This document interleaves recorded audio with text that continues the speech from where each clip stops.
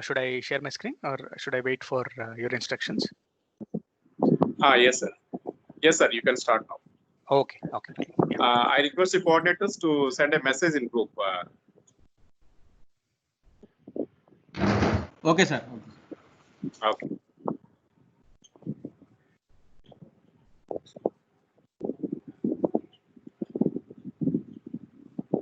Yes, sir. Sanjeev, sir, you can start. Yeah, thank you. So I hope my screen is visible. Yes, sir. Visible.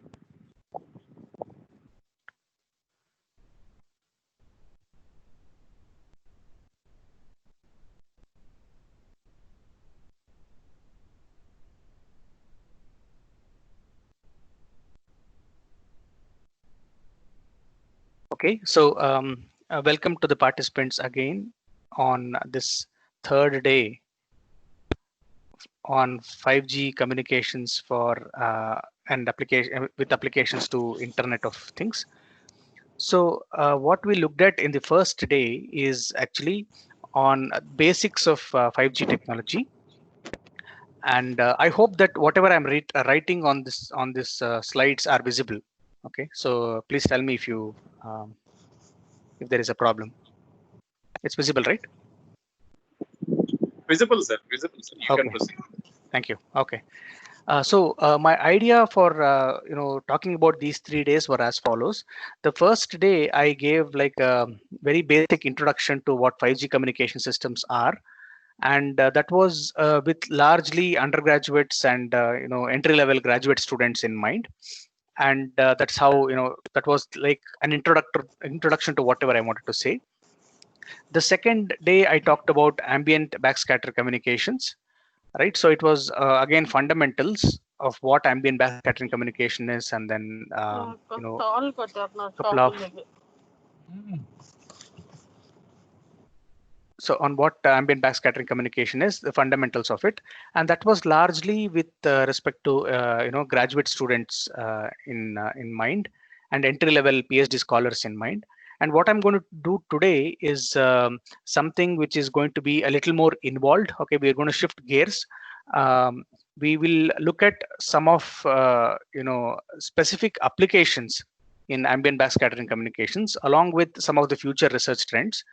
And today's lecture is intended for PhD scholars, entry-level PhD scholars, or those who have already started their PhD journey. Just to give you an indication on what is the type of analysis that is required from PhD scholars, and then what are the kind of problems that you can formulate, in what way you'll be able to formulate, in what way you'll be able to solve them, and then so on and so forth. So I will be doing a lot of there will be little bit more mathematics today, and that is required because whenever you tackle a problem which is fundamental in nature, you should look into its performance characterization. And hopefully this lecture will give you an idea on how that formulation is done and how it is carried out.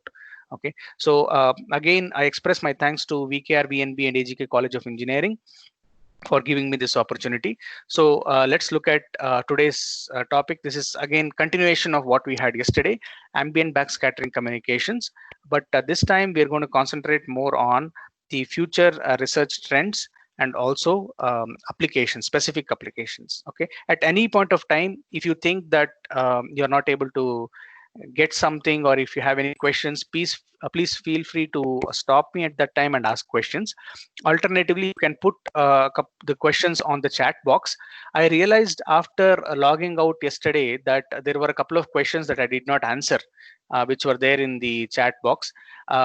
So make sure, please, in order not to miss out on the questions, you can feel free to stop me and ask questions. It's absolutely fine. Okay, so I would like it to be interactive. In that way, it is going to be beneficial for both me as well as for you. Okay, so let's continue. So today's talk has this particular outline. So I'm going to start with a little bit of recap on what we looked at yesterday. Remember, what we looked at yesterday was actually the Internet of Things, right? I talked about what IoTs are, what is IoT basically, and what is the IoT ecosystem. And so a little bit of that recap.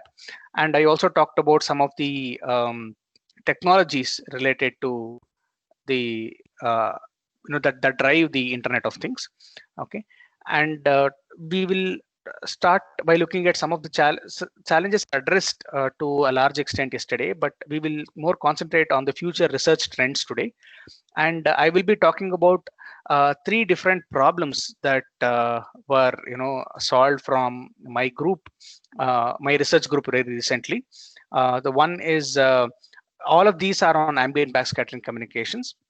The first one is the capacity analysis and a toy model. The second one is multiple antenna based ambient backscattering communication. And third one is opportunistic ambient backscattering communication, that is integration of ABC and cognitive radios. So interestingly, this first work was actually carried out by undergraduate students, BTech students.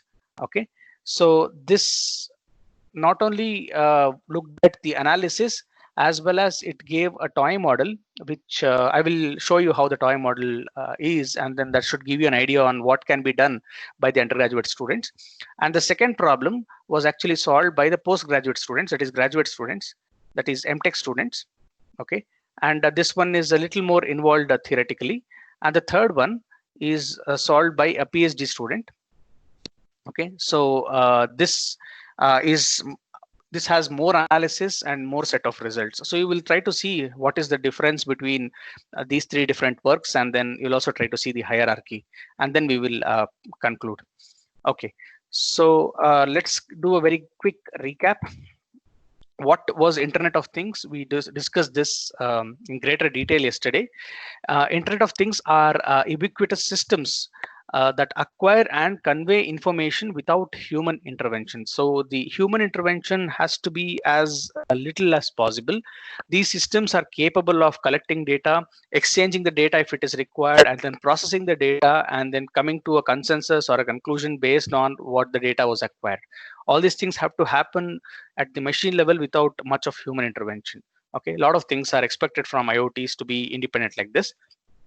And the reason why IoTs became big, or the role of IoTs were envisioned, is because of recent advances in wireless communications and miniaturization of in computing and sensing components. So the components became smaller, so we'll be able to have cheap sensors which are equipped to do much more as compared to what they were capable of doing some 30, 40, 50 years back. And also wireless communications is big, so there is a lot of applications that are driving that. So we looked at this also, right? And the driving force behind Internet of Things is this machine type communications, MTC. Okay, and that came from this pervasive computing requirement. And most importantly, I told you that Internet of Things is driven by these three factors, right? One is the lifespan in terms of energy availability. So any low power consumption technology is going to be helpful for Internet of Things. And cost in terms of the number of devices, right? Because you cannot afford to keep on changing the devices. So you need, and because there are sheer large number of devices also, you need to think about that. And the final one is on the rate, that is link availability limited by congestion. There are a lot of sensors which are supposed to be talking to each other, and which are supposed to be exchanging information with each other, and this will definitely lead to congestion, and then that is what is required for us to overcome. And there were some challenges in the future IoT that we talked about. The first one is security, right? Because there are a lot of sensors trying to talk to each other. There is a chance that there is going to be an eavesdropper who can come in and then hear, listen to whatever is happening, and then also try to contribute in such a way that the whole system can get into chaos. And the other challenge is connectivity. You want seamless connectivity between devices. It should not happen that the connectivity is lost and then there is going to be a problem like that. Compatibility, it should not happen that IoT comes with a completely new technology so that all the other existing devices are not compatible, right? It should be something which will also take care of the older technologies that are existing and should be compatible with that. This is what is called as backward compatibility. Standardization, everybody should not build their own system and then all the systems should start to behave in a completely independent way, so that whenever some kind of a interconnection between the systems come into picture, then there will be a problem. So there should be one standard which dictates everything. And data collection and processing, you require energy for data collection, energy for data processing, right? So this is another important aspect that we looked at yesterday. And as a solution, we talked about first RF energy harvesting, and we talked about ambient backscattering communication also. Okay, so what happens in ambient backscattering communication? The devices connect or communicate by utilizing ambient radio frequency signals without requiring active RF transmission. Okay, so the nice thing about ambient backscattering communication is number one, no RF source. Okay, you need not have a local oscillator and then generate your own RF source. This is not required. The second thing is no ADC or no really power hungry components such as ADC at the receiver. Okay, so what happens typically is that you have an ambient source. This ambient source can be TV towers, FM towers, cellular base stations. It can be anything like that. Okay, you have a source like this, and it is talking to its own receiver. Okay, let's say that this guy, this is a system basically. This is a network. This is the transmitter, and this is the receiver. They are trying to talk to each other.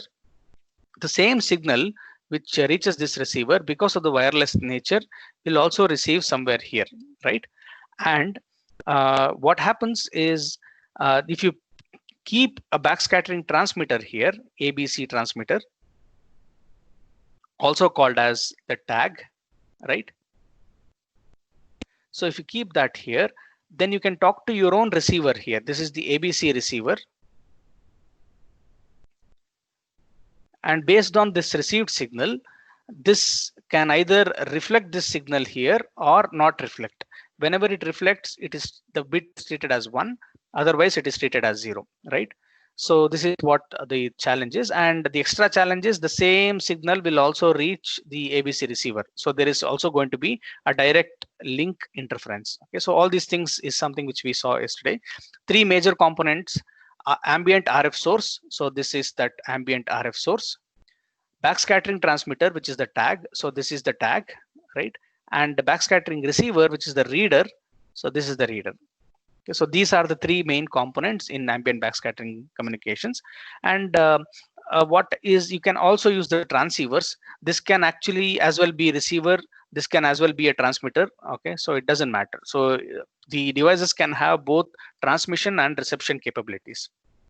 Okay, so this is the architecture that I just now described. So this entire thing is going to be a network. RF source is talking to its own receivers. Okay, all these are legacy receivers or they're its own receivers. Now, because of the wireless nature, the signal comes here, right? So the tag will receive that signal and it will, reflect it to the reader or not reflect it. Then it is 1, here it is 0, and the reader will be able to say whether this is sending a 1 or this is sending a 0. Okay. Additionally, the receiver will also receive the RF source signal, and this is going to be the direct link interference. Okay.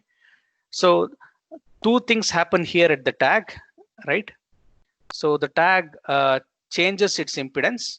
We saw how this is done, that load balancing and stuff like that, right? So if you go into the reflecting state, then it is 1. If you go into the non-reflecting state, then it is 0. Okay, so this is the idea in ambient backscattering communication architecture. And this is an example. We looked at this also.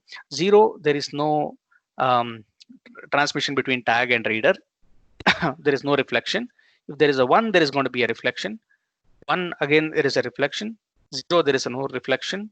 1, there is a reflection. Okay, just one more time. So if it is 0, 1, 0, 0, 0, there is no reflection. 1, there is a reflection. 0, there is no reflection again.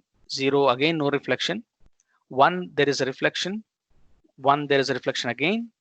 0, no reflection. 1, there is a reflection, and so on and so forth. So that is how ambient backscattering communications work. And there are several advantages and challenges in this setup. And we saw that in case of advantages, no need a dedicated RF source. You can save on the power itself because there is no source. Okay, you don't have to generate any electromagnetic wave from your side. ambient signals are available everywhere. TV signals are available everywhere. Wi-Fi signals are available everywhere. So you can make use of the existing RF signals to do your ambient backscattering communication.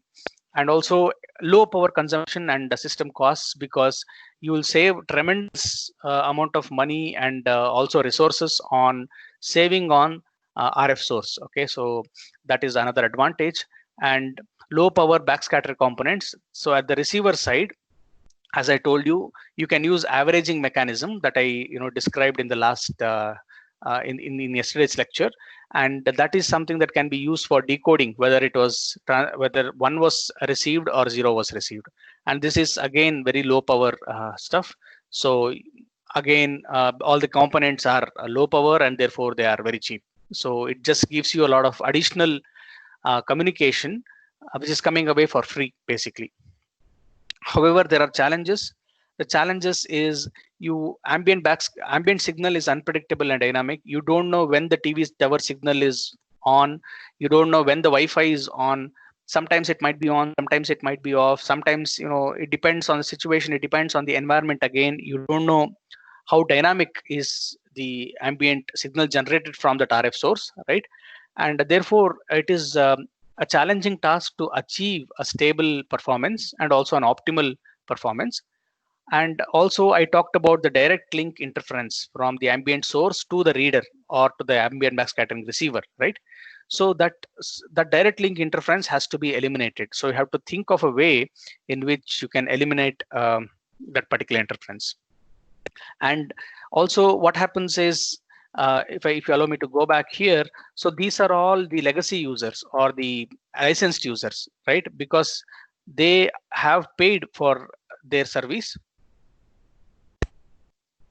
right? So this activity, ambient backscattering communication activity, should not hinder this communication in any way. Okay, so this should always go on very smoothly.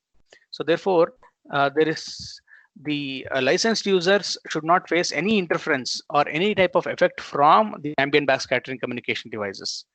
And also there are security issues, right? So this is again something that I described yesterday. If you have some other source which is close by this, okay, so along with this tag, if you try to bring in another reader here, right, so this reader will also be able to read from this particular tag, and therefore there is no security at all. So the security measure is something that you have to take care of. And there are several challenges I talked about, in particular the direct link interference, right? I told you that there are two schools of thoughts here, two ways of how people have thought. One is with ADC, which brings you you require extra power, right? So the other one is without ADC. Right? With ADC, what happens is that you can do techniques such as hybrid analog digital domain, null steering, beamforming techniques, right? So these things are possible. You can use very well known methods such as Bartlett processor. This Bartlett processor is a widely used technique in array signal processing. So if you have taken this subject, then you know about this. And you can do angle of arrival estimation, right? By doing this, you will exactly know where the RF source is going to be, and that is how you will control the direct link interference. Okay, so this is possible. However, some people think that if you put ADC, then it is going to cost extra. So you'll have to think of a way to deal with the interference without worrying about ADC. And I also talked about the receiver design, right? So the at the receiver, so I'm talking about whenever I say receiver, what I mean is the ambient backscattering ABC receiver. Okay, of course. So this is also called as the reader, right? So you can think of two ways. If you know all the channels, that is channel between the RF source and the ABC transmitter, that is tag, and the channel between RF source and the reader, and the channel between the tag and the reader. If you know all these channels, then you can design a coherent receiver, which is a cooperative maximum likelihood receiver. And structures in the RF source such as OFDM can actually be exploited to design optimal receivers. But however, that is not possible. So it is very hard to obtain channel state information. All these channels need not be known in general. So there are some schemes which are available for detection called as differential schemes. We will take a look at the differential scheme today, which work without channel state information. However, the performance of the non-coherent receiver is going to be inferior as compared to the performance of a coherent receiver. Okay. Along with this, you can think of machine learning based receiver. I talked about this a little bit yesterday. So more details can be found out in the literature, and if there is a possibility, then sometime I'll come back and then talk about machine learning based receivers in communication systems later. Okay, so these are all the challenges. This is what we had seen yesterday. So let us look at a few open issues and future research directions. So what are all possible in ambient backscattering communications? It's a very rich field. There are a lot of open research problems. So in case you are interested in solving any problem related to this for your PhD, please pick some of these problems and then try to formulate a nice problem statement and then try to solve them. It will be very good if you are working in the field of communication engineering. Okay, the first challenge is heterogeneity of ambient signals. Okay, so I told you that ambient signals can be quite a few. It can be like the TV tower signal, right? It can even be like Wi-Fi signal based on the Wi-Fi router. Okay, it can be probably an FM signal coming from the radio station. Okay, all these will operate at different frequencies, correct? And they are all heterogeneous. That is, this operates at a different frequency, this operates at different, and this operates at different frequency. And how do you do ambient backscattering? And all of these are together, right? For example, we receive both TV signals as well as FM signals wherever we are, right? Now, how do you establish an ambient backscattering communication with such a variety of ambient signals available? Okay, so all these are ambient signals, right? So how would you establish a connection, or how do you establish ambient backscattering communication system with these different requirements? So as I told you, as mentioned here, other ambient sources operating in the 80 megahertz to 900 megahertz range, such as FM radios, digital TVs, and cellular networks, okay, exploiting all of them to do ambient backscattering communication is very challenging problem and also very interesting problem. Interference to the license systems. As I told you, there is a network which is, for example, if this is the ambient source, right? So it is already talking to its own dedicated receiver, right? And your ambient backscattering transmitter, that is your tag, and your reader are going to be here. Whatever happens between the tag and the reader, it should not hinder the communication which is happening here. This is the licensed users system or the license system, and the interference that comes in because of this communication to the license system has to be somehow controlled. Okay. And modeling and mitigating of this interference for high data rate ambient backscattering communication systems is again a challenging thing to achieve, and this is an open issue still. And backscattering communications for Internet of Things in particular. Okay, so remember there are several goals of Internet of Things, that is massive connectivity, security, and all those challenges that I mentioned earlier. Okay, and if you can think of how do you do, see, for example, if you have a situation like this, you have tag 1 and you have tag 2, and there is a reader 1 and there is another reader 2 here. Okay, tag 1 wants to communicate to reader 1, tag 2 wants to communicate to reader 2, but because of the presence of the wireless nature, it becomes like an interference channel. This guy will interfere with this and this guy will interfere with this. So how do you design algorithms such that this multiple access is achieved, or tag 1 will be able to talk to tag reader 1 and then tag 2 will be able to talk to reader 2. Okay, so you can start to ask several information theoretic questions like this, right? And also, what happens if you have multiple antennas here and then multiple antennas there?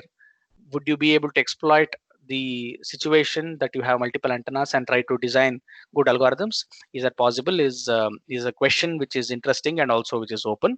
And these are all at physical level. So I am basically a physical layer researcher. I work on things like bit error rates and throughputs and capacity, channel capacity, and so on and so forth. But if you just go up a bit up from the physical layer towards the network layer or MAC layer, you have MAC protocols, and designing of MAC protocols to handle massive connectivity is also an interesting future research direction.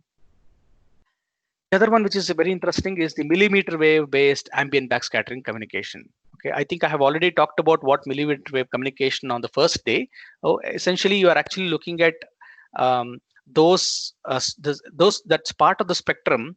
This is the spectrum, and this is 6 gigahertz, right? Anything which is greater than 6 gigahertz. So this is where your lambda, remember, so your C is equal to F lambda. So lambda becomes C by F. And if your F increases, then lambda decreases. So you're actually talking about lambdas which are of millimeter range. So it's with millimeter wave, what happens is that your distances between the transmitter and receivers are limited by several tens of meters, which is very ideal for situation like Internet of Things, right? So in that case, how do you do ambient backscattering communication systems?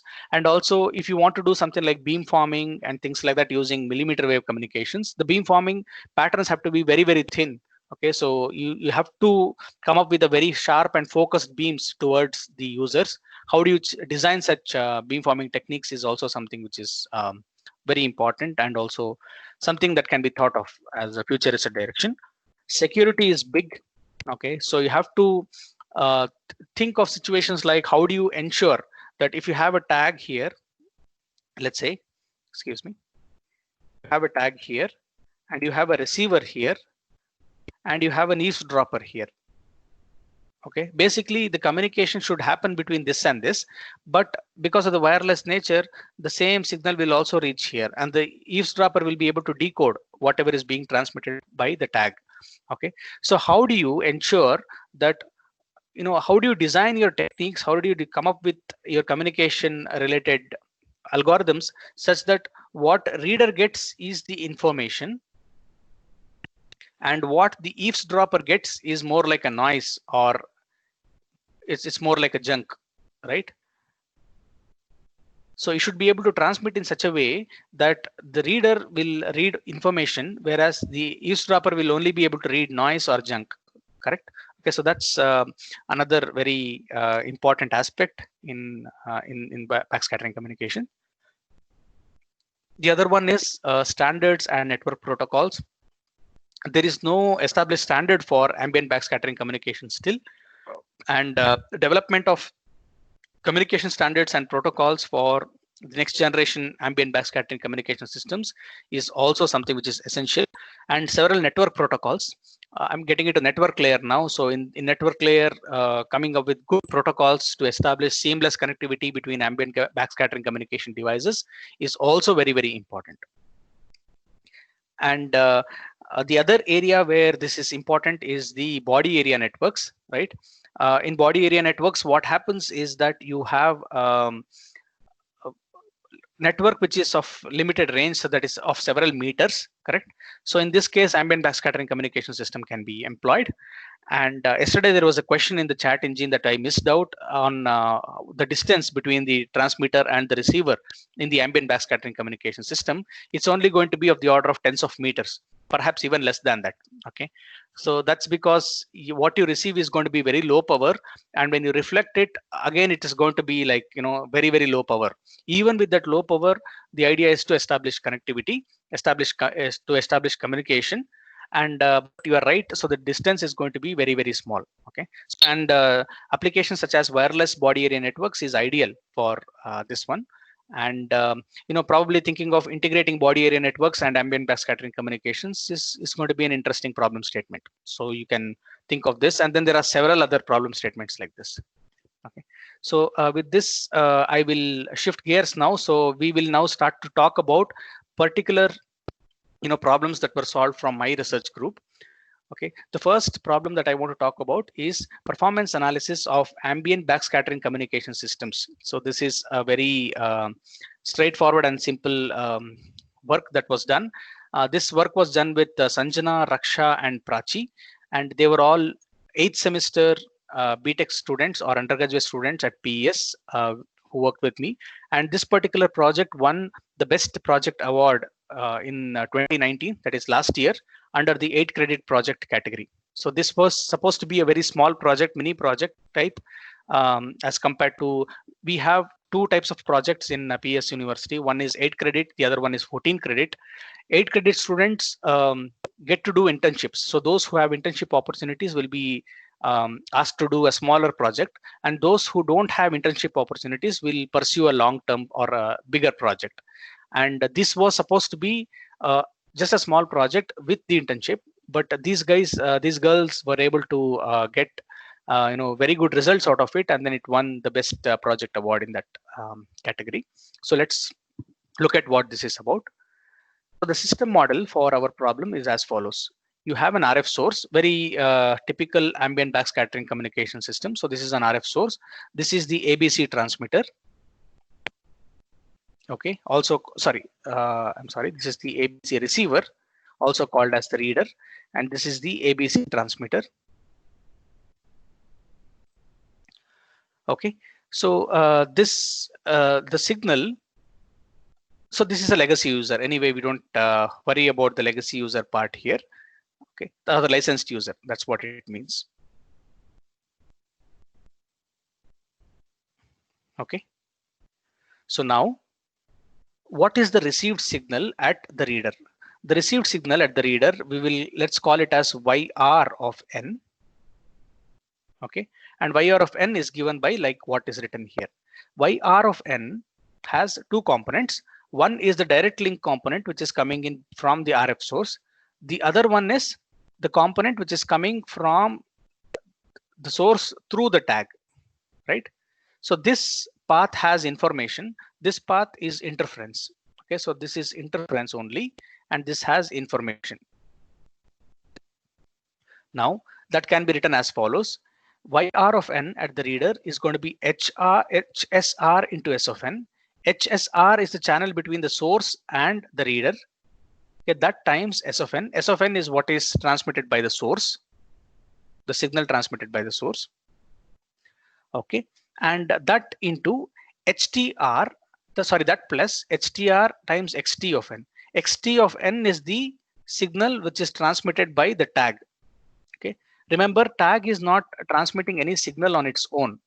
Okay, so what tag is transmitting is essentially a reflection. Okay, so this guy is going to be just equal to S of N if you decide to transmit a 1, and it is going to be equal to 0 if you decide to transmit a 0. Okay, so that's all. So there is really nothing else going on to it. Okay, so you need to just transmit, reflect S of N or not reflect. And the last part that you have is just the noise. This is the thermal noise.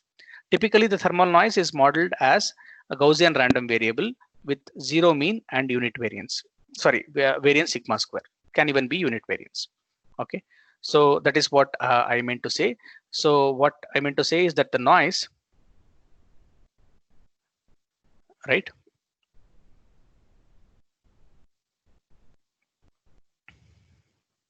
Excuse me for this.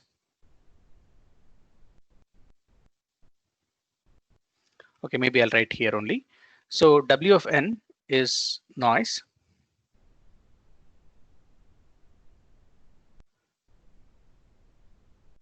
Which is given by a Gaussian random variable with 0 mean and variance sigma square. So with this, let us try to calculate the mutual information. Okay, so let me just, I have to write a couple of things. So let me just take just 1 minute to, pull that up and then write it.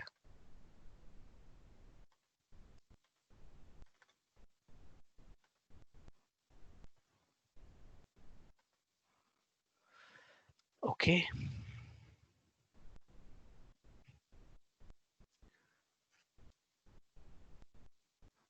So this is what I was about to write. So W of n is distributed as Gaussian with a zero mean and variance sigma square. So what does that mean is that PDF FW of W is going to be equal to 1 by square root of 2 pi sigma square into e power minus W square divided by 2 sigma square. And this is true for all W belonging to the real space. That is for W going from minus infinity to plus infinity. Okay, so this is what we have.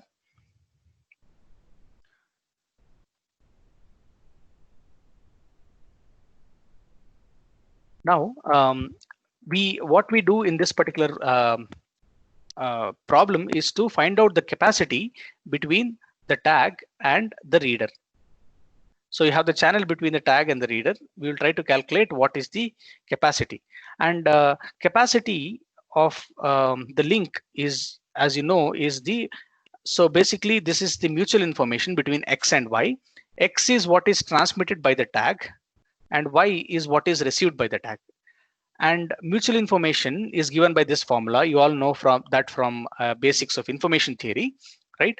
And the capacity of the TR link is, the capacity is always nothing but just the maximum of the mutual information between X and Y over all the input source alphabet, right? So if you have, let's say that you have a transmitter here and you have a receiver here, right? What you transmit from the transmitter is X. It's going to be a random variable. What you transmit what you get at the receiver is Y. There is of course noise added here, right? And the information at the transmitter is given by the entropy H of X, correct? We know this. And the receiver, what the receiver will be able to recover is the mutual information between X and Y. And capacity is just the maximum mutual information over all possible input alphabet. Okay, so that's what it is. Now, in this particular expression, in this particular work, we were able to derive the capacity for different models for S of n. Remember what is S of n? S of n is nothing but the signal from the RF source, correct? So if you assume the signal from the RF source to be circularly symmetric complex Gaussian, okay, so that is one example. Or if you assume it to be M-array phase shift keying signal, PSK, right? So we derived the expressions for the channel capacities in that case. Okay, and I won't give you the exact expression and how this capacity was calculated because it is slightly involved.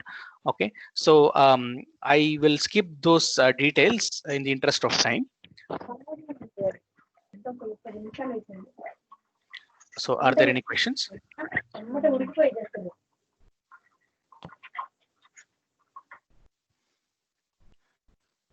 Okay. So here are some results that I want to show. So I'll tell you how the capacity is calculated. So you have a Gaussian random variable. If you have the Gaussian random variable, remember this W of n is Gaussian. That is what we have assumed. If you plot the PDF of the Gaussian random variable, right? How would that look like? It looks like this, right? And the expression for the PDF is given by this, correct? So what we did is to approximate this particular distribution by, rectangles like this. Okay, we divided that into different intervals. And then we calculated the capacity for each of them. And then we calculated the sum capacity based on each of these intervals. Okay, so that interval is what is this Q. Okay, so this is the Q, the number of intervals, and that is what is plotted in the x-axis here. Okay, on the y-axis, you have mutual information, which is I of X and Y. And eta here is the reflection coefficient. If eta is large, then it means that the reflection coefficient between the tag and the reader. Okay, so if eta is large, that means to say that the tag will be able to reflect to the reader with good reflection coefficient. Otherwise, the reflection is going to be bad. Okay, So what we can see here is you can just for time being you can just compare the red curve with, let's say, the blue curve. Okay, so the red curve is here. So this gives you the mutual information. As the number of intervals become larger and larger, 0 to let's say 350, then we will be able to approximate the distribution with much and much better and better accuracy, right? So that's where the mutual information will increase as the number of intervals increases. And also you see that whenever the reflection, this corresponds to eta is equal to 0.7, right? And this corresponds to eta is equal to 0.3. Okay, so when the reflection is better and better, the mutual information is going to be better and better. Okay, so if you compare, for example, at 150, okay, you can see that the mutual information corresponding to 0.3 is around 0.6, and the mutual information corresponding to 0.7 is somewhere around 0.8. Okay, so it's always a better mutual information, or the capacity is better. That's one thing. This is a very similar situation where we are plotting the number of intervals q with respect to mutual information for different types of signals. All these are S of n. Okay, the signal from the source. If you have real signal, complex signal, BPSK or MPSK. Okay, so for time being, what we will consider is we will just consider, let's say, the real signal, that is here, this dashed red line, and maybe complex signal. Okay, so complex signal has definitely better much better information, because you have both real component as well as the complex component, right, or the imaginary component, and therefore you should get a better situation, better capacity in that particular case, or better mutual information. Okay, the same thing with for example, you can look at here, both these curves correspond to eta is equal to 0.7. One of them is MPSK, the other one is BPSK. In case of BPSK, our capacity or the mutual information is less as compared to MPSK. Okay, MPSK we assume basically QPSK, that is with number of constellation points as 4. The third one is mutual information with respect to the prior probability pi naught. Okay, so tell you what this is. Let me go back to my notes again. Remember, from your from your information theory, let's say that you have a tossing of a coin, right? And let's say that you get heads with probability p, and you get tails with probability 1 minus p. Okay, this is heads and this is tails. Now for this experiment, let's say you calculate what is the entropy h of x, right? What is the formula for h of x? We all remember this: summation I going from 1 to n pi log of 1 by pi, correct? So this log is to the base 2 always. Now what is n here?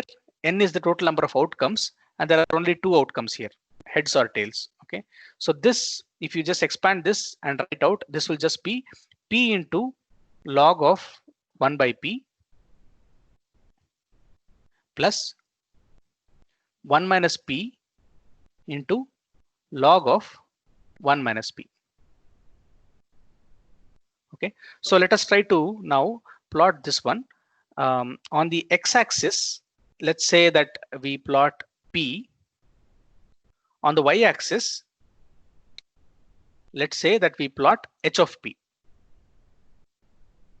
Okay, so here is a question time to all the participants. See, p is the probability value, right? P can be any value between 0 and 1, correct? For an unbiased coin, p is 0.5. For a biased coin, p can be anything. So p is restricted to between 0 and 1. Okay, so can you tell me at p is equal to 0, that is when p tends to 0, what will be h of x? Can somebody tell me the answer for this? So in this expression, just set p is equal to 0, and then what should happen to h of x? So this is, sorry, not h of p, h of x.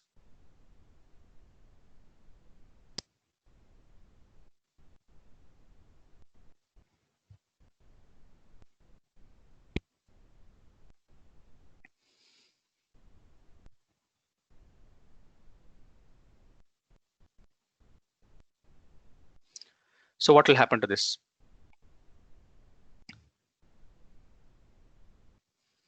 Any questions? Sorry, any answers from the participants?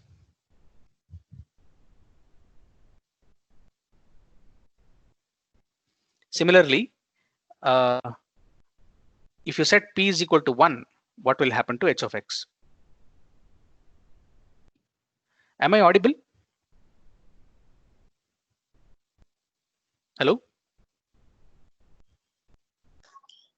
Yes, sir. Yes, you are audible. Okay, great. Just to know that whether I'm audible or not, because I asked a question and I did not get any response. So I was just wondering if I'm audible or not. Okay. So both will be 0. Of course. Yeah, right. So I'm just this is a known result. I'm just going just to get some involvement from the audience side. If there are students, then probably you should try to answer this. Of course, yes, you're right. Both will be 0, right? So now what will happen if you move from p close from 0 to 1? Okay, so think of it like this. H of x is the uncertainty.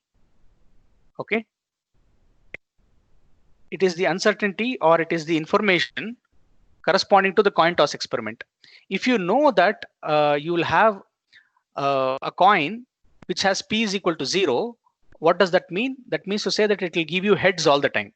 Okay, and when you have heads all the time, if somebody tosses that coin and asks you to make a guess on whether it's heads or tails, you will always say heads, right? So that means to say there is no uncertainty. You can with certainty you can say that it is always going to be heads. So therefore h of x is 0. And in the same way, when you have just the p is equal to 1, that means to say that your coin is just giving you tails. Sorry, p is equal to 1, and it is just giving you heads.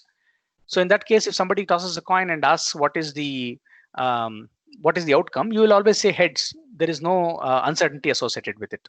Okay, so the uncertainty comes only for those values of p which are between 0 and 1, and that with something which does not include 0 and 1. So if you plot that, then you would get a curve something like this. So we all know this from information theory. So can somebody tell me what are the values on the x-axis and what are the values on the y-axis? So what will be this value? So this value will be 0.5. So you will have a maximum uncertainty at 0.5. That is 0.5, 0.5, right, sir? No. So this we will just come to that. We will see what is the x-axis. So this will be 0.5. What does that mean to say is that you will have maximum uncertainty when you have an unbiased coin. Think of this: if you have a biased coin, that is, if p is 0.5 or sorry 0.75, let's say 75% bias towards heads, then you will start to call heads more and more often, right? And your chances of winning is more and more. And on the other hand, if your p is biased towards tails, let's say p is 0.25, you can call tails more and more often. So your uncertainty will come down.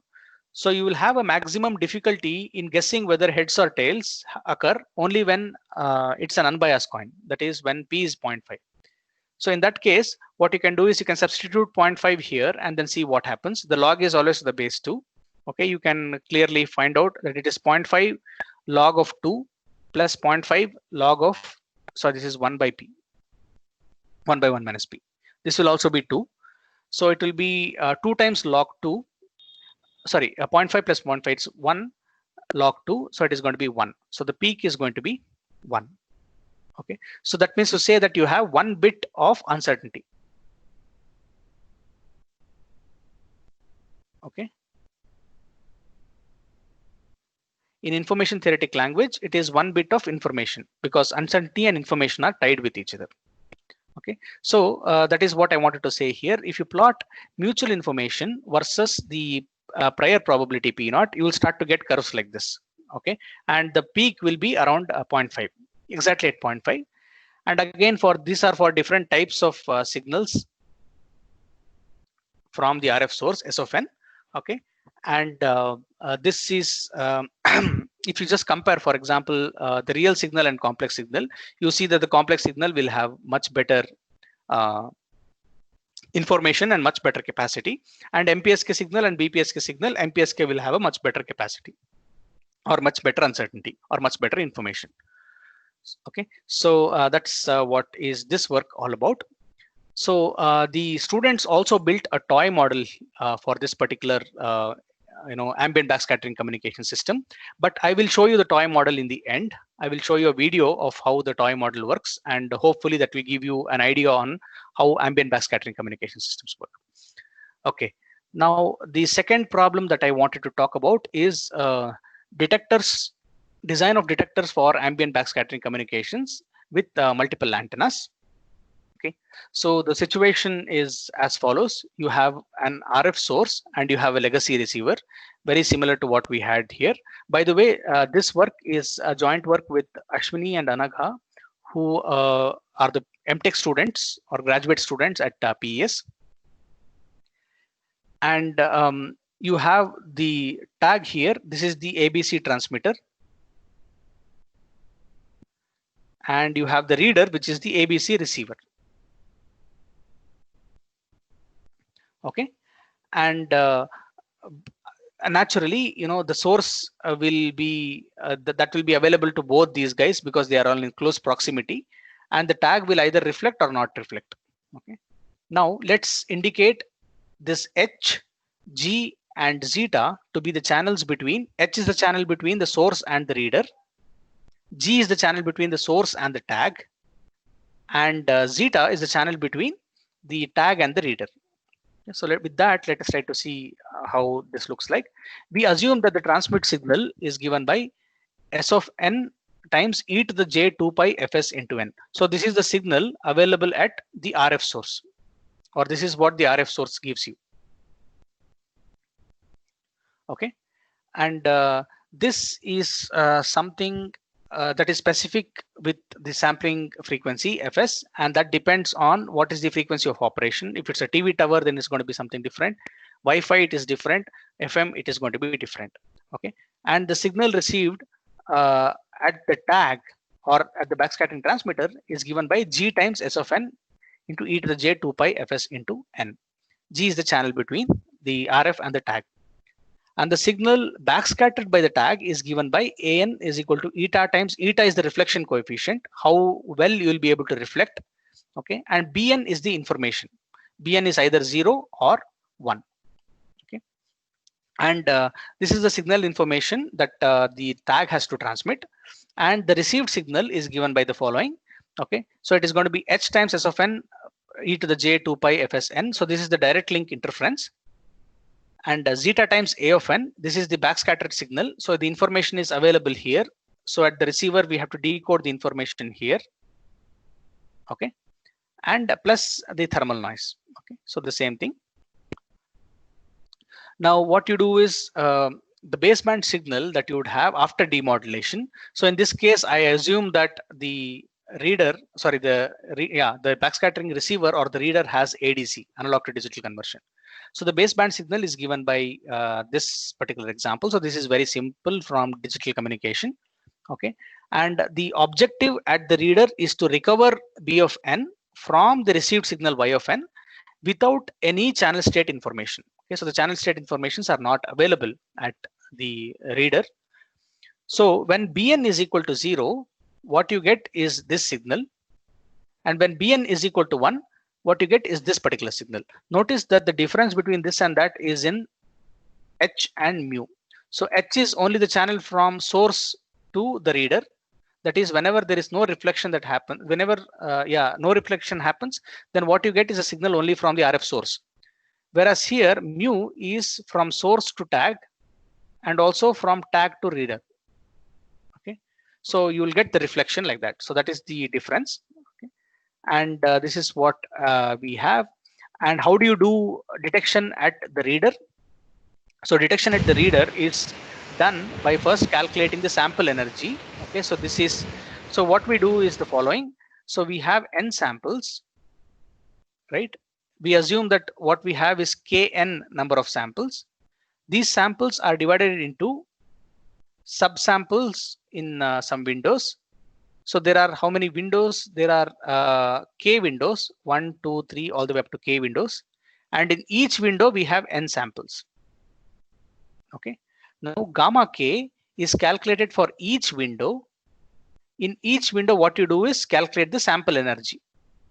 Just calculate the energy of the observations which are in each window. Okay, so that is what we are doing. So gamma k goes from 1 to capital K. Now, by using central limit theorem, we approximate gamma k when Bn is equal to 0 and Bn is equal to 1 as a Gaussian random variable with means and variances given here. Okay, and because the channel state information is not available, what we will do is we will use what is called as a differential decoding scheme. So what you do is you take gamma k minus 1 and you call it as phi k. Okay, this phi k is nothing but gamma k minus 1. You take the difference between the energies and then use that for detection. And then you can use ML detection or map detection, maximum likelihood or maximum a posteriori detection, to recover the signals from phi k. Okay, so to do that, so if you want to do ML detection, then there are 3 ways to do it. One is to use the optimal threshold. Okay, optimal threshold is obtained whenever the PDF when b is equal to 0 and the PDF when b is equal to 1 are made to be equal. Okay, this is optimal, but the expression is not available. There is no closed form expression for the threshold. The second one is to use an approximate value of threshold, which is given by this. The derivation of this is something which I want to skip. And at the high SNR, you can do one more level approximation. Is this entire second quantity, you can skip that second quantity. Just use the first quantity, delta by 2, where delta is given by this particular expression. Okay, so this is the situation that you would get at high SNR. So you have 3 values of threshold that you can use. So with this, we were able to see what is the result. So this is the BER expression, bit error rate versus SNR for different values of the number of samples for threshold is equal to delta by 2. Okay, so this is the last threshold that we are using, that SNR, high SNR approximation. And you can see that the bit error rate decreases as the number of samples increases, right? Which is natural, because if you have more number of samples, then you will have lesser and lesser BER.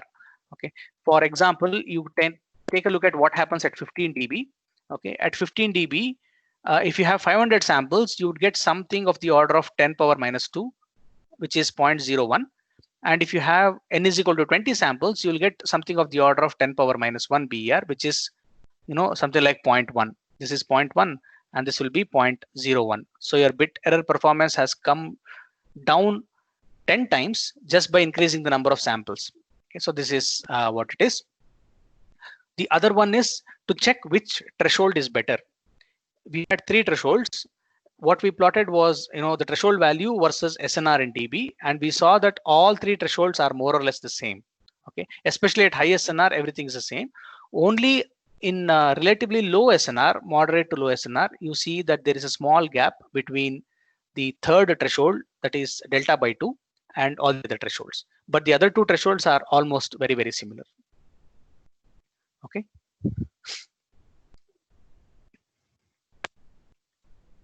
This is again threshold versus SNR for all 3 detectors.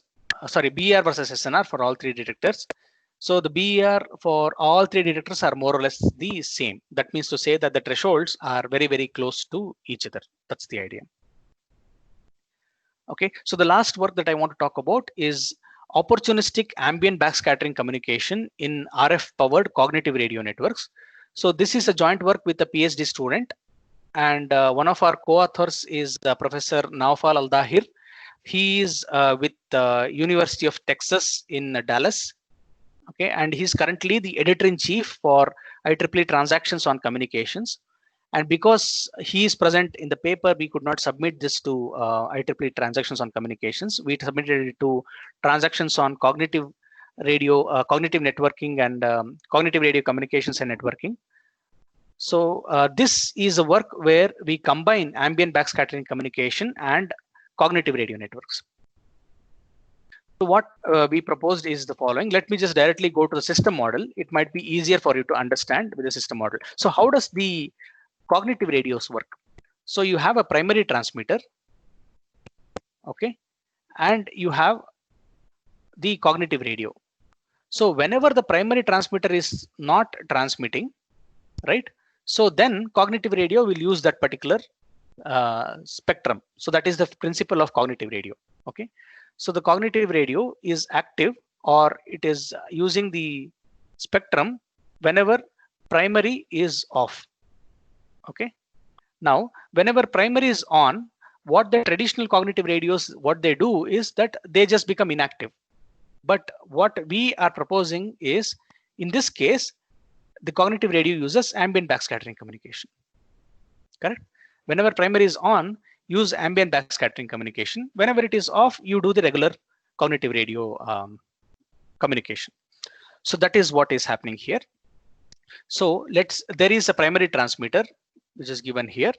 Okay. And there is a secondary transmitter, which is the cognitive transmitter, and also a secondary receiver, which is the cognitive receiver. Okay. So let's look at first this situation on B. Okay. So whenever what the primary does is it will sense the channel. That is, basically it will try to see for a duration of 1 minus tau whether the primary is active or inactive. If the primary is inactive, then for the rest of the duration, which is given by tau, the cognitive radio will start to transmit to the cognitive radio receiver. Okay, so this is what happens when the primary is absent. Now let us come to the situation where primary is present. So this is the regular functioning of cognitive radio. Okay, when the primary is present, let's see what happens. So again, the sensing will happen for a duration of 1 minus tau. Now the declaration, it says that the primary is present. So when the primary is present, you have remaining tau amount of time. In that tau amount of time, 1 minus alpha amount of time, the cognitive radio does backscattering communication. And for the remaining alpha amount of time, it does energy harvesting. Okay, because remember, energy harvesting and transmission are kind of requirements in IoT, right? So this is what is done. And everywhere, if you just add these two up, 1 minus tau plus tau is going to be equal to 1. So we are just normalizing the sensing, the duration for both sensing and data transmission. Okay. Now there is also a nice thing here that if you sense for a long time, right, the data transmission time will reduce. And if you sense for a short time, the data transmission time increases, but your sensing accuracy will come down. Okay. So there is a trade-off, which is called as a sensing throughput trade-off. So I hope that the system model is clear. So this is what I wanted to say. Let me very quickly say that again. The cognitive radio operates in the regular cognitive radio mode whenever the primary is absent. And whenever the primary is present, what the cognitive radio does is it will do ambient backscattering communication for some time, and it will do energy harvesting for the remaining time. Okay. Now, what are all the parameters that we need to find out? Okay. All these things are fine. But what else? What are the parameters to be optimized? The parameters to be optimized are the following. You need to optimize what is tau, how much you should sense and how much you should transmit. That is number one. Number two, the parameter to be optimized is alpha. Alpha is here. Okay. So how much you should do backscattering and how much of energy harvesting should be done. The third parameter to be optimized is the threshold, epsilon. Remember, what cognitive radio is doing is actually spectrum sensing or detection, right? So the detection requires the threshold epsilon. So all these three parameters are to be estimated. So how do we find out what is the optimal, value of tau, optimal value of alpha, and optimal value of epsilon is the question. And what is the cost function? How do you calculate this? Is the following. If you have epsilon, which is the threshold, the probability of false alarm and the probability of detection for cognitive radios are given as follows. These are the expressions. Okay. So don't worry about the expression. Just remember that it depends on the threshold epsilon. Okay. Both probability of false alarm and probability of detection depends on the threshold epsilon. Now, there are, depending on the system model, you have 4 scenarios. Okay. These are the different scenarios. Scenario S1 corresponds to the case where the cognitive radio correctly declares the presence of the primary transmitter. Okay. When the primary transmitter is present, you have a chance of making a mistake, right? So let me go back to this system model again here. So sometimes what happens is the cognitive radio transmitter, the ST, will incorrectly say that the primary transmitter is present. And in that case, what happens is, what it should have been doing is, it should have been transmitting, but it incorrectly said that it is present and it is not transmitting. So you're losing out on throughput. The other error that you will make is that the secondary transmitter might say that the primary transmitter is absent and it will transmit. It would have been present, and therefore what you should be doing is backscattering, but you are actually transmitting the data. So you have the second type of error, and that is related to probability of false alarm and probability of detection that I'm giving here. Okay, so you have 4 different scenarios. So to give you a summary, it is as follows.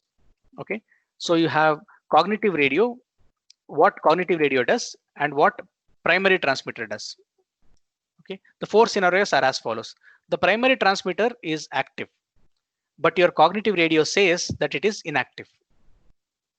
That is one scenario.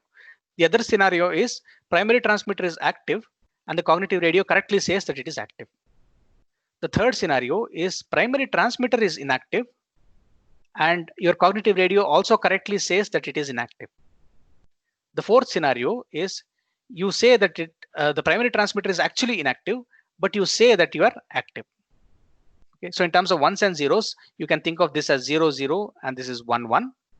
And this is like, 1, 0, 1, 0. Okay, so you have basically in these 2 cases, you are doing correct detection, and in these 2 cases, you are making mistake. Okay, so these are the 4 scenarios, and these are the 4 scenarios that I'm writing here: S1, S2, S3, and S4. And what I've written here is the rate which is achievable in all these 4 scenarios. Okay. So with this rate, what we have done here is we have actually written down all these 4 scenarios, and we have talked about what is the harvested energy, what is the consumed energy, and what is the throughput in all these 4 scenarios. Okay, so with all these 4 scenarios, you can write the total throughput as follows. Okay, you can write the total throughput as the throughput because of the ABC mode and the throughput because of the regular cognitive radio mode. Okay, so this is possible. So the throughput can be written like this, and you can also write the energy consumption in the same way. Energy consumption, the total energy consumption is given by the total energy consumption because of the backscattering mode and the total energy consumption because of the cognitive radio mode. Okay, so this is how you write it, and we define what is called as the energy efficiency. So energy efficiency is something that I had told on the first day also. Energy efficiency, E, is defined as the throughput divided by the energy consumption.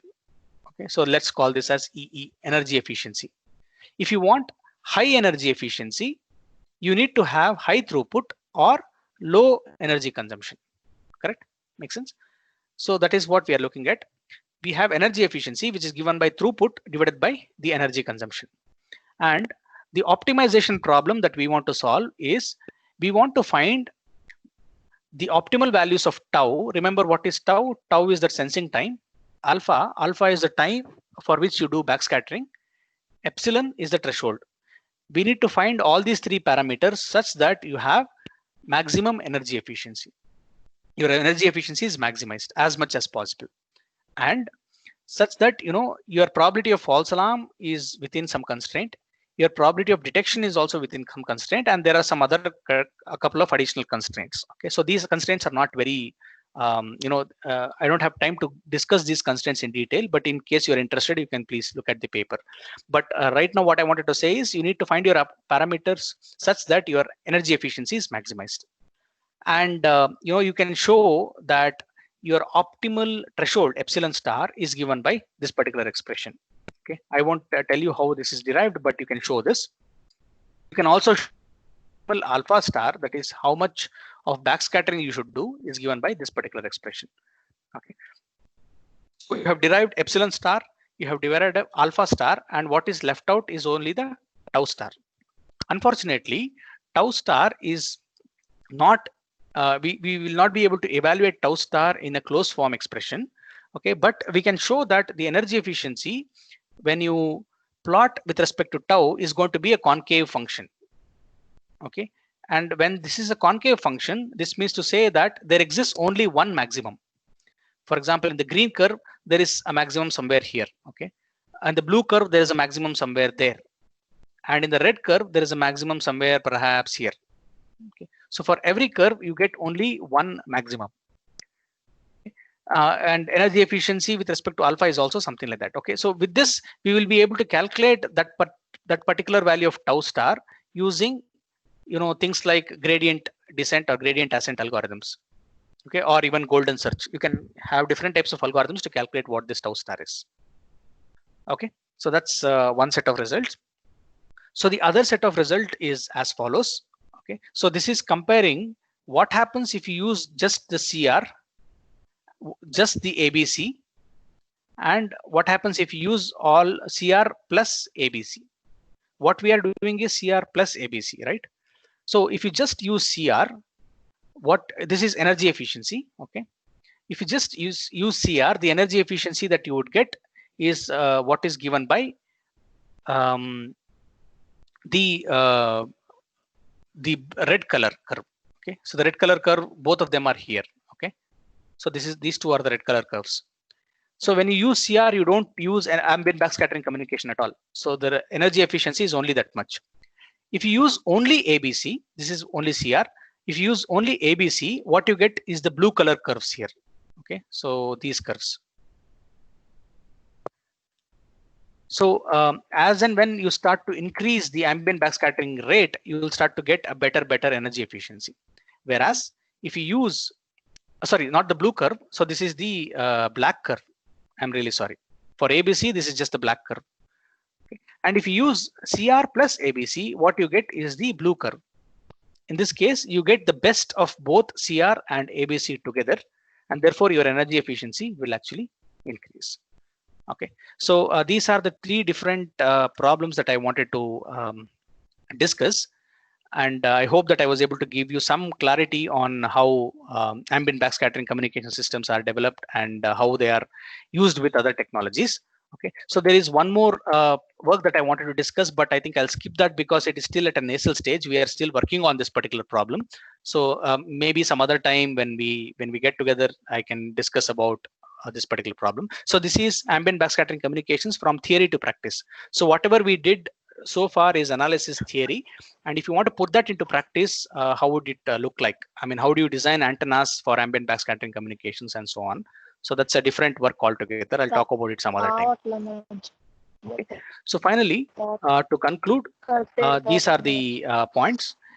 Number one, we saw that ABC, ambient backscattering communication, is recognized as one of the promising key features for 5G communication systems. Okay. When you have multiple antennas at the ambient backscattering communications transmitter, the performance can be improved. And if you have, ABC also offers a low power design, and it is ideal for applications such as the Internet of Things, because this entire FDP was centered around Internet of Things.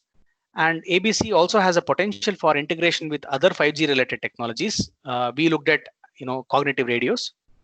ABC is expected to play a vital role in supporting the implementation of 5G communication systems, especially with massive connectivity, large connectivity, and low latency. Okay, so this is another set of requirements in IoT applications, and ABC is the way to go. Okay, so before we conclude, there is just, by the way, let me just show you the publications that we have. Okay, so these are some of the publications which have come from the group in the past 1 year or so, ever since I started to work in ambient backscattering communication systems.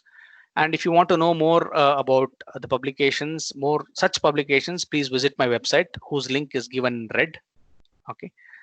So thank you very much for your attention as usual. So before we take up questions, I had told you that I will be showing you the toy model that was built by my students. So let me show that first, and after that, maybe we'll take up questions. So just 1 second. So let me pull up the toy model, and then I'll show you how the toy model works.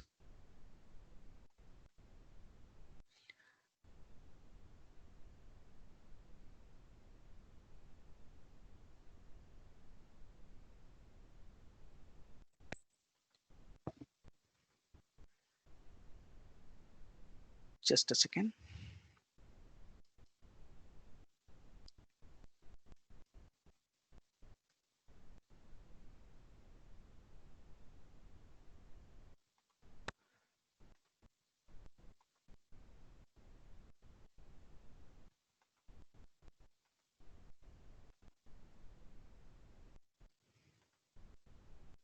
Can you see my screen? I hope that my screen is visible. Yes, sir. Okay, so this is the toy model that I was talking about that was built by my students. Okay, I'll tell you a little bit about how it is. So in this case, the ambient source that my students used is the light source that you can see here on the right. Okay, so this is the ambient source, and what you see on the extreme left here is that there is a mirror here, and the mirror will actually reflect this particular source, or it will not reflect this the light coming from that particular source. And what you have here is a small photodiode, and the photodiode will receive a 1 whenever there is a reflection, and whenever there is no reflection, then it will receive a 0. Okay, so let me start playing it. Okay, so just pay attention to this. Okay, can you see that? So there is a light source here, and the mirror is now active. So the light is now falling on the photodiode here. Okay, so therefore the photodiode treats it as 1. So this is a 1. So the mirror goes back to not reflecting state, and what the photodiode receives is no signal or no light. So therefore it is a 0. So that was 1, and this is 0. 1 again, 0 again, 1, continues to be 1, again 1, 0, right? 0 again, several times, and so on and so forth. I think now you get the idea on how the toy model works. So this is what was built by the students. And with this, I think I have talked about everything that I wanted to say. So as usual, thank you for your attention.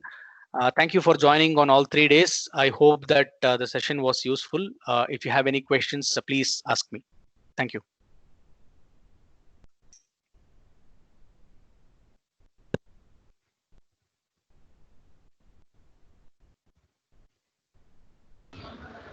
Hello, sir. Hello. Yeah. If there are any questions, please. Sir, good morning, sir. Good morning. Sir, entire presentation actually, backscattering is only applicable for low frequencies, na sir? You 8 megahertz to 900 megahertz. That's not low frequency. Let's call it as it is not. So to tell you, okay, I'll let you complete your question. Okay. And second one, sir, in cognitive radios actually, No. your Then concentration only on the energy efficiency. no. 1 second. So why then I not will. spectral efficiency? So I will answer the first question. Okay, Sir. it is not necessarily true for low frequencies. Okay. Remember the open issues here. I talked about this one, right? Yes, Millimeter wave ambient backscatter. Yes, sir. So this is high frequency. Okay, high frequency also it is applicable. It's just that the distance becomes lesser and lesser. Okay, sir. You have new set of challenges. Now coming to your second question, in cognitive radios, you said why we not? concentrate. Yeah. Why not spectral efficiency? Why we only concentrate on energy efficiency? Right. And sir, any relation between that latency and this energy efficiency? Yeah. So the reason why we don't concentrate on spectral efficiency and energy efficiency is because energy consumption is also important. We have to see that sir. all the applications they require, especially IoT related applications, they also have to have, that was one of the issues, right, that I mentioned in IoT. If you remember, see here, the first one is lifespan in terms of energy availability. How much energy is available, how much energy are you consuming is very, very important. So therefore, spectral efficiency affects the last bullet here, link availability. Okay, but we need to concentrate on both. We need to know how much is the spectral efficiency and how much also is the energy consumption that you are employing. Okay, so therefore it's that is the reason why we look into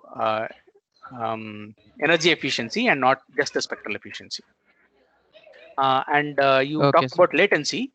Latency is not a part of the energy consumption, but it is a part of the throughput. Okay. Okay, sir. Okay. Okay, sir. Thank you, sir. Thank you. So if there are any questions on any of the topics that was discussed in day 1, day 2, day 3, can be anything. Okay. You can either ask or you can ask in the chat engine. So I don't know, should I look at the chat engine? If somebody can please read out the questions, if there are any from the chat engine, then it will be helpful. Okay, sir.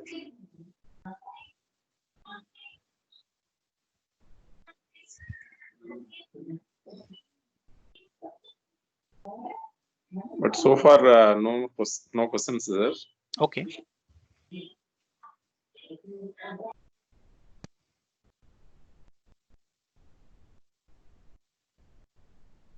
So no questions only can mean either of the two things. One, everything was understood or nothing was understood.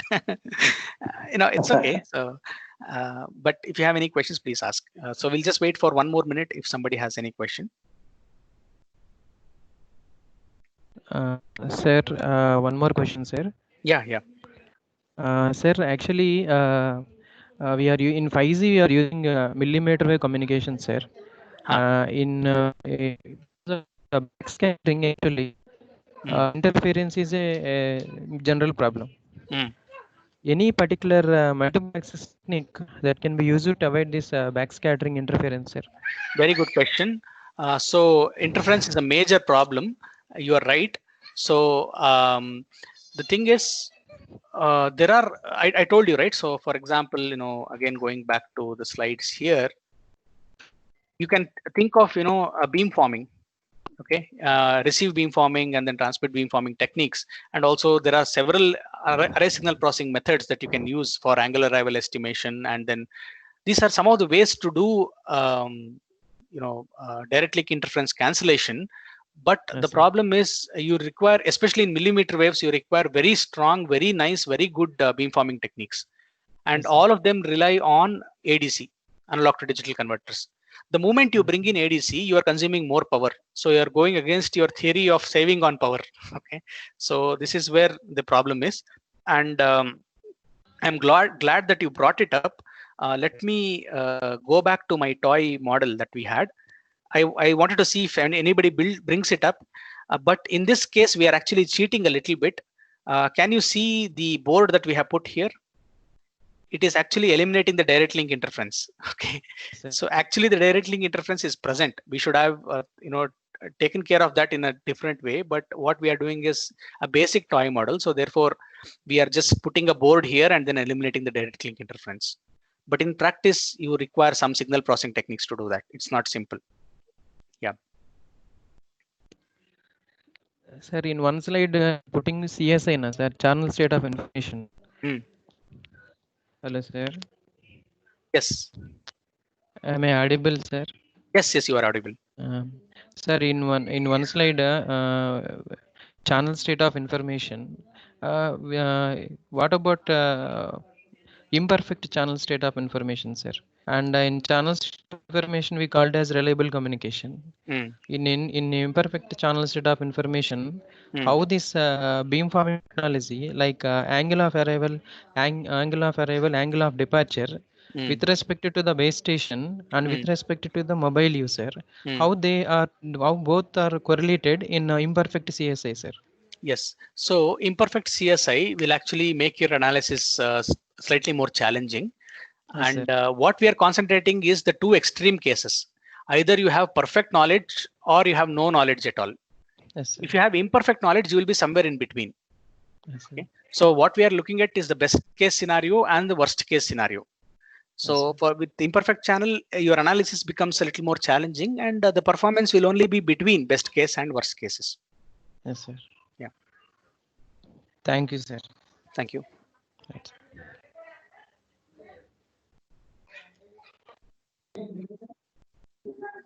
Okay, so at this point, any more questions? Yeah. So not just questions. I want a little feedback. I want to know if this was like very simple or very tough, or how was the flow, and then so that uh, it'll also help me get a feedback. So please feel to share your views on this. Uh, Sir, nice presentation, sir. Okay. Actually, this is Murali, sir, from Vijay Insto Technology. Huh. Actually, currently I'm doing my research on wireless 5G, sir. Okay. Okay, so but actually this is entirely new session, sir. Actually, this is backscattering. Mm-hmm. Actually, I attended so many sessions, sir, so far on wireless communications, Okay. on wireless sensor networks also. But this is entirely new concept, sir. Okay. If possible, I will contact you, sir, personally about this Okay. backscattering. Okay. Okay. Good. Nice So it is session, always sir, good to and good know new things. informative, sir. Okay. Yes, Thanks. nice information and good information, especially that uh, explanation regarding mutual information is very nice, sir. Okay. Okay. Thank you so much. Thank Okay. you, sir. Thank Okay, you, so sir. I'm if at all, I just wanted to find a pace where I'm not going too fast and also not going too slow. I only today I exceeded the time limit. I talked to the organizers and they kindly said it is okay even if you take 15-20 minutes more. Only today. Otherwise, I had to also finish it on time, so therefore it was challenging. So I hope that it this gave you the introduction to what ambient backscattering communication is, and if you read more in this direction, then you will definitely get some more insights on these things. Yeah.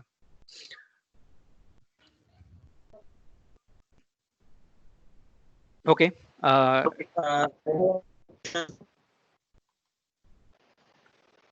Hello. Hello.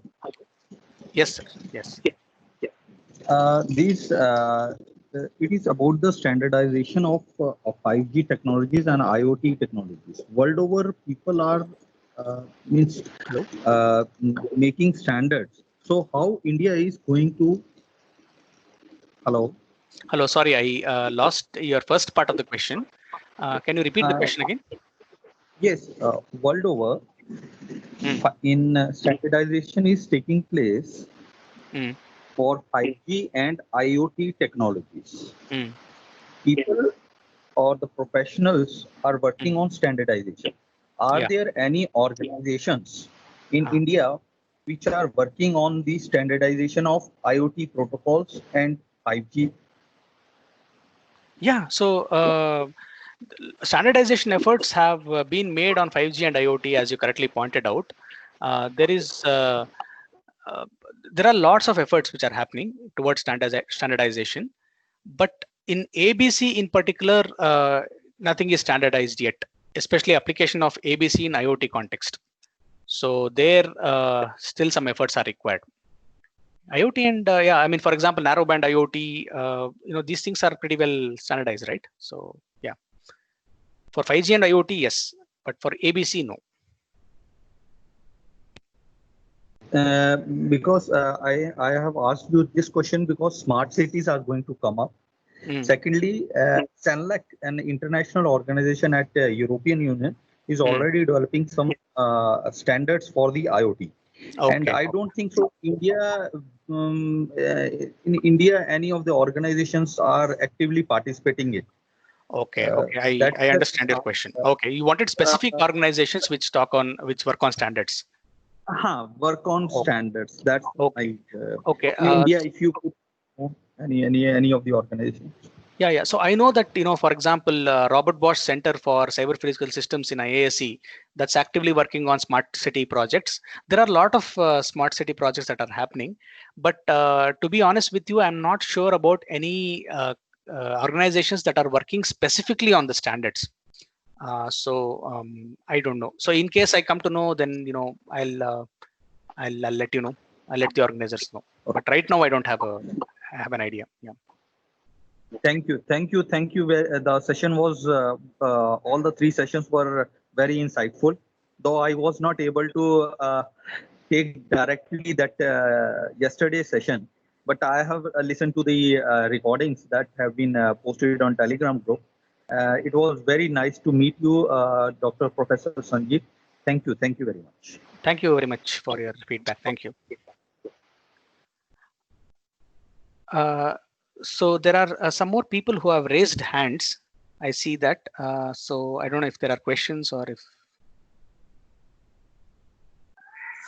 Yes, sir. One person is Murali K. He has already asked the question. Okay. Another person, K. Chandrasekhar. Okay.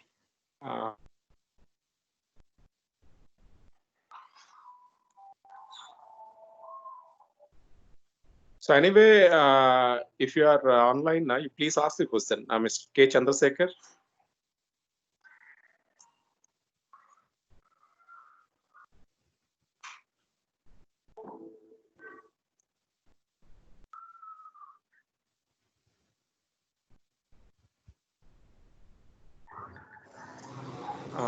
Okay, sir.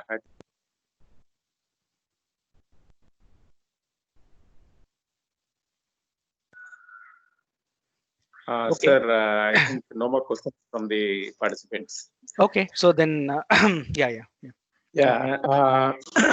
Once again, a special thanks from our institution, sir, for accepting our request and for your valuable sessions. They're very, I think, really very good sessions. These 3 sessions. Thank you so much from our VKR VNB. Thank you, sir. Thank you very much for inviting me. It was a pleasure, and I hope if there are any questions that you want to ask in person, please write an email to me. Sure, and sir. again, extend about kind of Yes, sir. from my Your side, page has I'm very Yeah. thankful for the invite. Yeah. Sure, sir. Sure. Thank you so much, sir. Okay. Thank you. Bye to everybody.